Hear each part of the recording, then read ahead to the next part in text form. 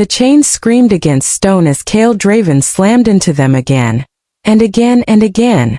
Blood ran down his wrists. His eyes had gone gold, then black, then something in between that had no name.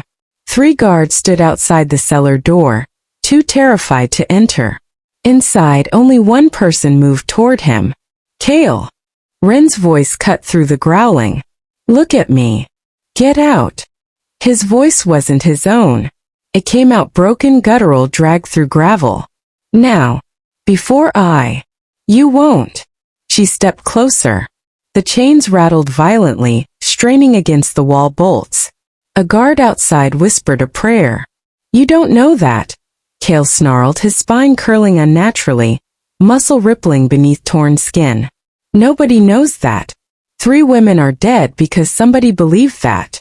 Then I'll be the 4th, or I'll be the one who proves them wrong. Wren knelt in front of him, hands trembling but steady enough to reach. Either way, I'm not leaving. Her palm touched his jaw. The reaction was instant. His whole body seized, then sagged like a puppet with its strings finally cut. The gold in his eyes dimmed. His breathing slowed. The chains that had been shredding his wrists moments before now hung loose and useless around a man who looked, for the first time, simply exhausted. How? He rasped. Are you doing that? I don't know, Wren admitted. But I'm not stopping until you tell me why you're chained up like an animal in your own house. 3 days earlier, nobody would have believed Wren Ashford capable of touching Kael Draven, let alone calming him.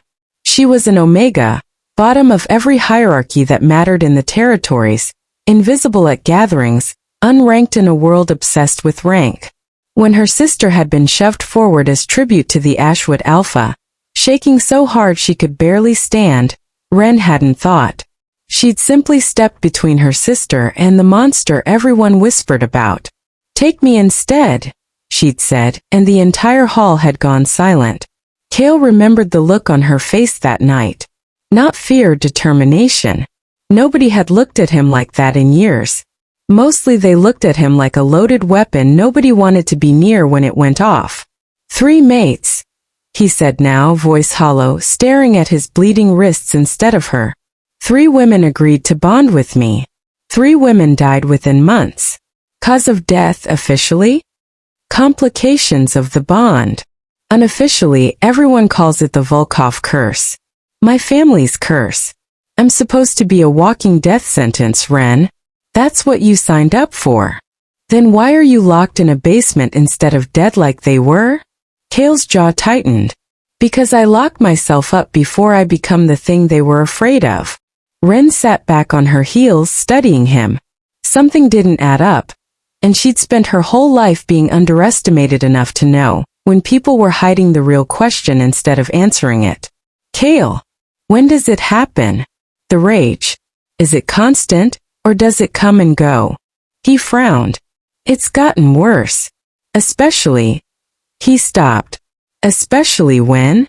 Especially after Osric brings my morning tonic, he said slowly, like the words surprised him as they left his mouth. He says it's meant to calm my wolf. Keep the mega-alpha gene in check. Wren's stomach turned cold. Does it work? No, Kael said. It never has. It just gets worse every time. The next morning, Osric arrived exactly on schedule. A silver tray balanced in his hands, his smile as practiced as always. Good morning, my lord. Lady Wren. He set the tray down, gesturing to the dark, thick liquid in the cup. Your tonic, Kael. Right on time. Wren was faster than he expected. She lifted the cup before Kael could, inhaling once sharply. This isn't medicine, she said. Osric's smile flickered. Excuse me. Bitterroot. Wolfsbane resin. And something else. Something that smells like it was never meant to be swallowed. Wren set the cup down hard enough to slosh liquid over the rim. You've been poisoning him. The room went dead silent. That's a serious accusation, Osric said, voice tightening. From an Omega who's been in this house for 3 days. 3 days was enough, Wren snapped. Kael. Think. When did the attack start getting worse? Was it before or after Osric started bringing you this? Kael's hands curled into fists on the table. His eyes found Osric's, the man who had served his family for 15 years, who had stood beside him at every mate's funeral with a comforting hand and a grieving face. Answer her, Kael said quietly. Dangerously quiet. Osric's composure cracked. You don't understand what's at stake. Then explain it to me. Kael rose from his chair, and for the first time his size wasn't frightening, it was righteous. Explain why my mates are dead. Explain why every time I trusted you, I got worse instead of better. Because a broken king is easier to replace than a whole one. Osric shouted, finally breaking. The council was going to strip your title the moment they found solid proof you couldn't control yourself. I just made sure they found it. The confession hung in the air like smoke. Kael's voice dropped to something Wren had never heard from him. You killed 3 women to steal my territory. I gave you the curse everyone already believed you had. Osric spat. I just made it real. Guards seized him within seconds, but the damage, years of it, sat heavy in the room. That night, Kael found Wren on the east balcony, staring out at Ashwood's dark tree line. You could have run, he said. Any sane person would have. I'm not most people. Wren didn't turn around. And you're not a curse, Kael. You never were. You were a man being poisoned by someone he trusted, and nobody bothered to ask why. Kael was quiet for a long moment. Then slowly he knelt beside her. Not as an alpha, not as a king, but as a man finally choosing to be seen. Then stay, he said. Not because of a bond ceremony. Because I'm asking you to. Wren finally turned to look at him, and for the first time since she'd stepped between her sister and a monster, she smiled. I was never planning on leaving.